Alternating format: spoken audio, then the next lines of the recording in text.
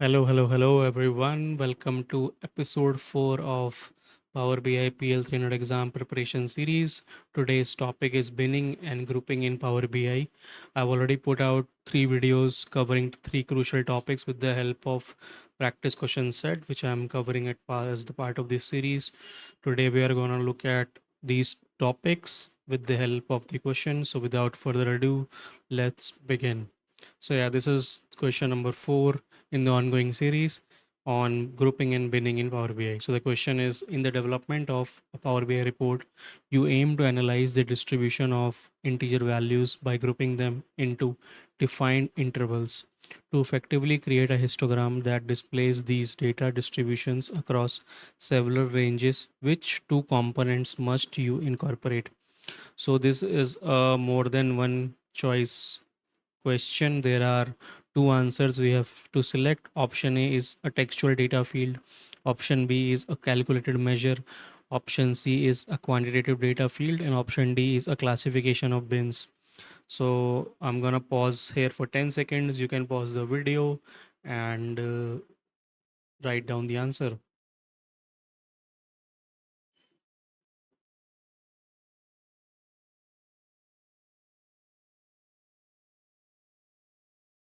So yeah, let's see what is the correct answers. And so yeah, it's option C and D, a quantitative data field and classification of bins. So let's quickly see the explanation and the logic behind these solution. So this is overall explanation defining about each and every option why they are not the correct one. For example, in textual data fields, they are categorical columns where used in chart categorization. They are non-numerical fields, hence cannot be binned. Similarly for calculated measures, and this talks about quantitative data field and classification of bins. So basically, you can pause this video here, go through these explanation, and so that you are well versed with this topic. So yeah, this is about the explanation. And coming to the resources, as I have already mentioned, I'm using this Udemy course and also the Learn Microsoft Learn article, which we will just directly go and see. And yeah, so this is about this question. Let's quickly directly jump on to the article. So yeah, this is Microsoft Learn article on grouping and binning in Power BI Desktop. As you can see, grouping is nothing but combining visuals. So for example, this is a bar chart giving us sum of profit by month name. And similarly, there are other visuals in Power BI Desktop. So what you will need to do is press control on your keyboard and select these two visuals, click right click, and you will get the option of group. Then you can group them. So once you will group them, there is options in the fields pane where you can see the visual is grouped. Similarly, you can edit the group members by right clicking onto it. uh, Edit groups, you can edit the group members. This is the how the window will open, and you can see all of this similarly to. So basically grouping is combining visuals into one, and binning is basically for numerical and time fields in Power BI Desktop. So only those columns which are numerical in nature and also the time fields, for example date column, etc., are used for combining with the help of binning, right? So what you can do is click on new group and you can select the bin size. It will automatically pop up. You can click OK, then bin will be created. So this is about the Microsoft Learn article. You can go through it. I will be also providing the link in the description as well.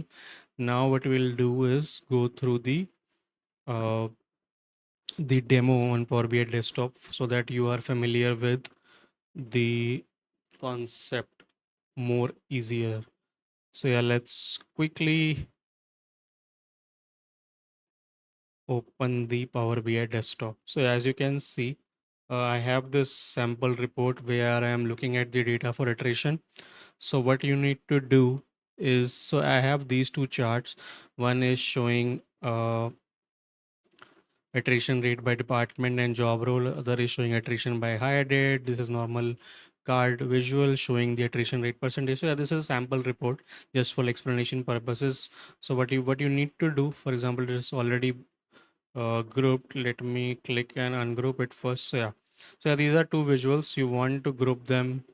What you need to do is select first visual, press Control on your keyboard, select this visual, and then right click and go to group and group. So what it will do, it group the two visuals in a single space, so you can easily move it.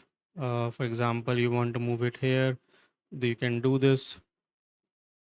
And yeah, you can select the group, you can move it here and there, you can, so it's a group, right? This is called grouping in Power BI.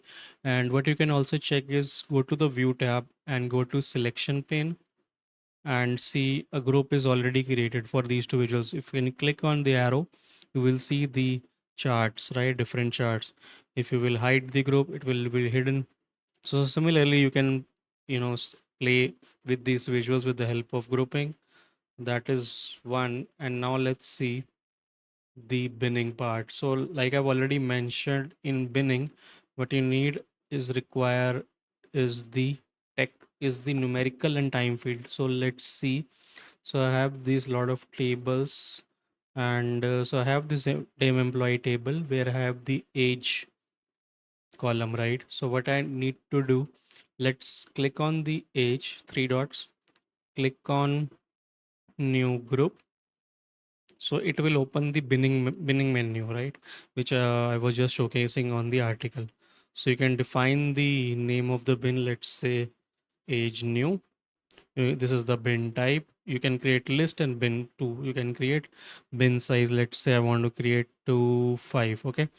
So now if you press OK, age new bin is created. So what it will do, since age is scattered in the form of numbers from let's say minimum age is 18, maximum age is 60 in a data set. So you want to visualize those age. So let me create a stacked column chart, and I will put the, let's say, total employees. I have this measure, and I want to visualize it with the help of newly created bin age new. So yeah, voila. What you will see here is the bins grouping together with the help of this age column, right? So this is bin 1, age 15, age new, and 81 employees are present in this bracket. So basically those who are falling in this group are 81. Similarly, you can slice and dice, create different size bins, and you can also edit those from via the visualization pane as well. You can click on edit groups, you can decrease the size. Let's say I want to reduce the size to 2. It will automatically change, and you can easily read the data. So yeah, this is about binning in Power BI. And this is about this topic, question number 4. So yeah, look forward for day 5. Happy learning.